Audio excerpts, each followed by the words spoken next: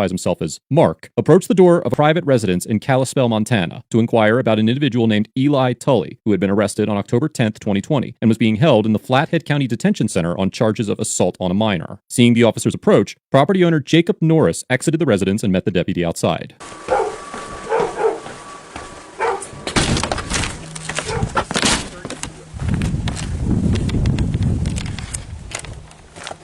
Hello. How are you? Not too bad. How about you? Good. Can I ask what you're doing here? Yep. Give me 1 second. Dispatch that copy. Yeah, This Mark. just for, I don't deal with you guys, so. Well, that's okay. I'm recording too. Okay, good. Yeah, I'm Mark with the sheriff's office. I'm looking for an Eli Tully by chance. Do you recognize that name? He's in jail. He's in jail? Yeah. Okay. So the reason I'm contacting, there's a white Ford Expedition down there at the school. Oh, okay. So it's parked down there. It looks like it's been there for a bit. Yeah, he's in jail. Okay. Do Yeah. you know who the car belongs to?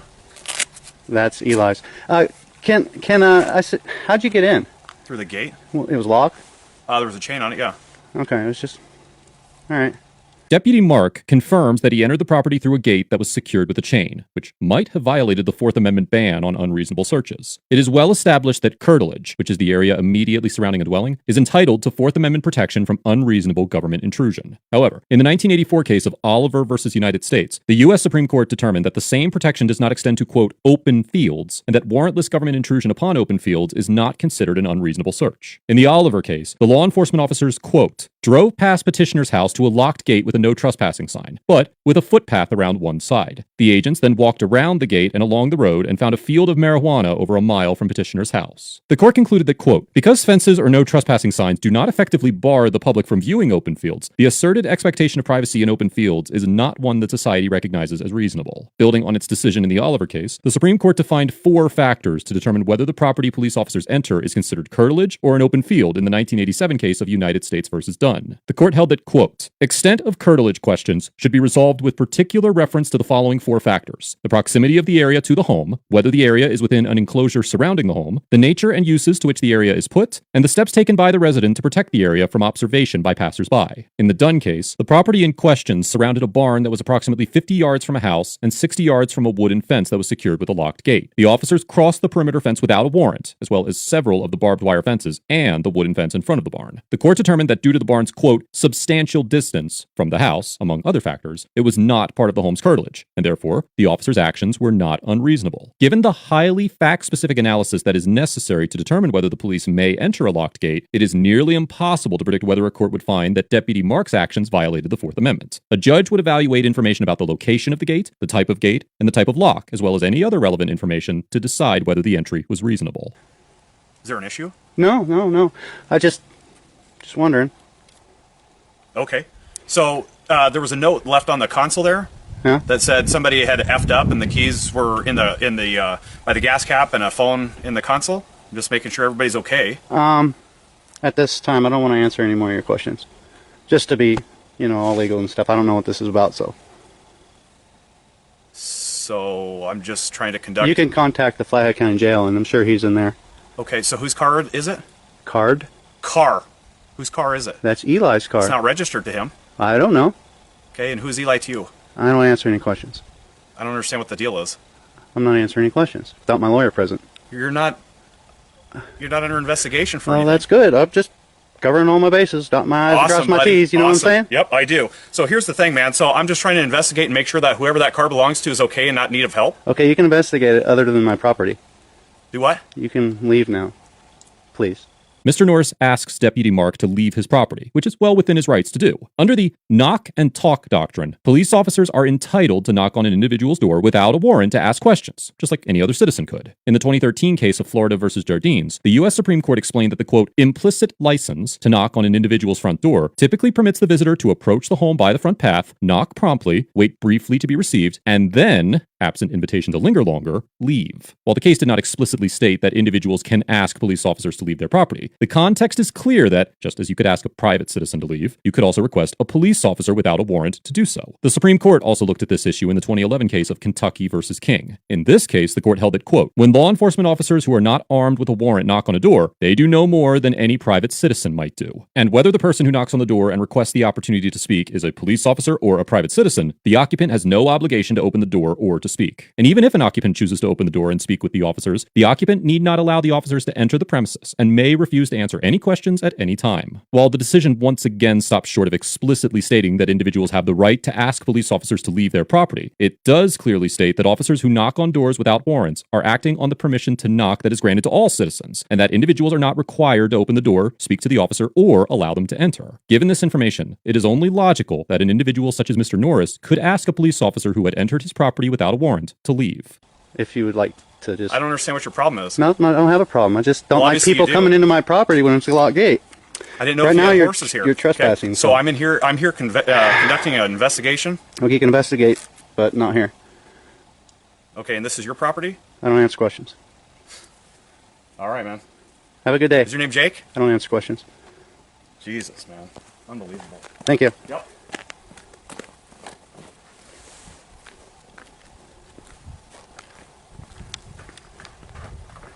I'd like you to leave my neighbors alone, please.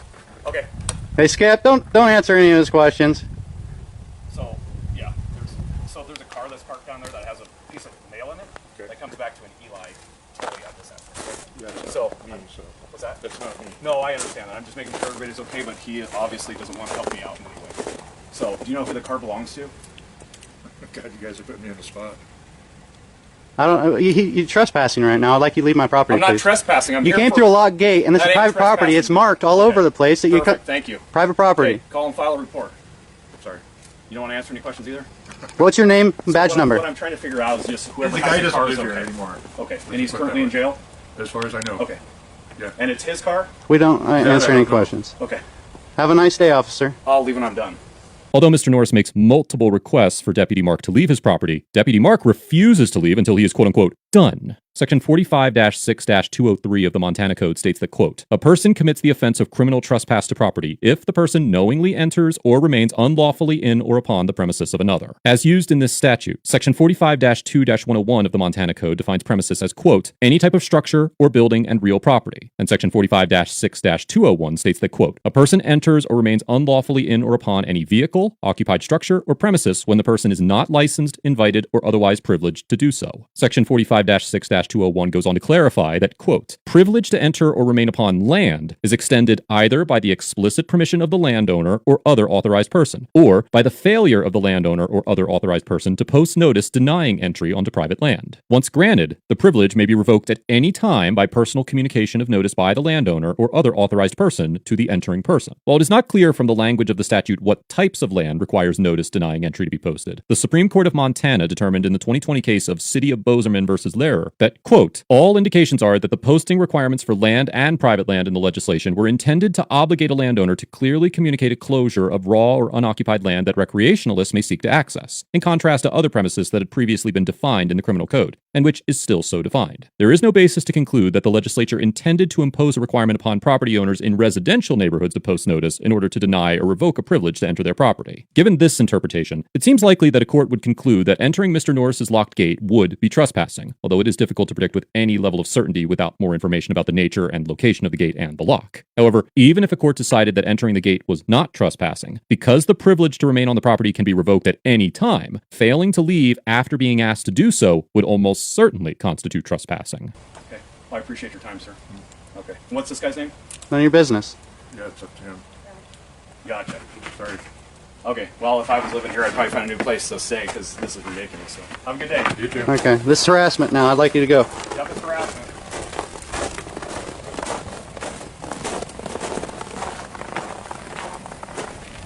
What's your name and badge number? I don't want to give it. You don't want to give it to me. Yep. I don't give information out.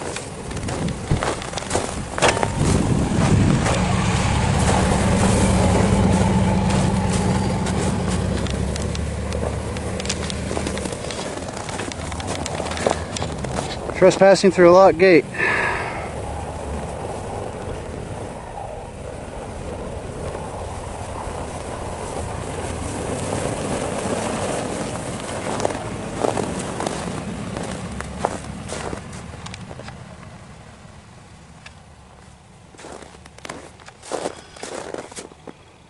After refusing to provide his name and badge number to Mr. Norris, Deputy Mark drove off the property, stopping in the driveway at least once on his way out. As of the date of this episode, Mr. Tully is still detained in the Flatland County Detention Center. It is unclear whether Mr. Norris filed a complaint about the incident or if he is pursuing legal action against Deputy Mark. Overall, Deputy Mark gets an F for entering private property without a warrant or exigent circumstances, refusing to leave the property after being told to do so by the property owner, and for becoming angry at Mr. Norris for invoking his right to remain silent. If Deputy Mark had done his due diligence as an officer, he would have known that the individual he was looking for was in a nearby jail, and this entire interaction could have been avoided. The deputy's investigation of an abandoned vehicle simply does not justify his decision to enter a locked gate to question citizens, and his refusal to leave demonstrated his disregard for Mr. Norris's rights. Another serious concern with this encounter is the deputy's angry reaction to Mr. Norris invoking his right to remain silent. Too often do members of law enforcement interpret a citizen's decision to remain silent as some sort of personal attack against the officer, but the Fifth Amendment is an arbitrary tool that is designed for situations exactly like this one. If Mr. Norris had provided the deputy with any information at all, he could become an element of a criminal case against his friend, and the right to remain silent was designed to shield individuals from incriminating themselves. While it may be true that Deputy Mark was carrying out a legitimate investigation, any information that he acquired through an illegal act would likely be useless in a courtroom and remain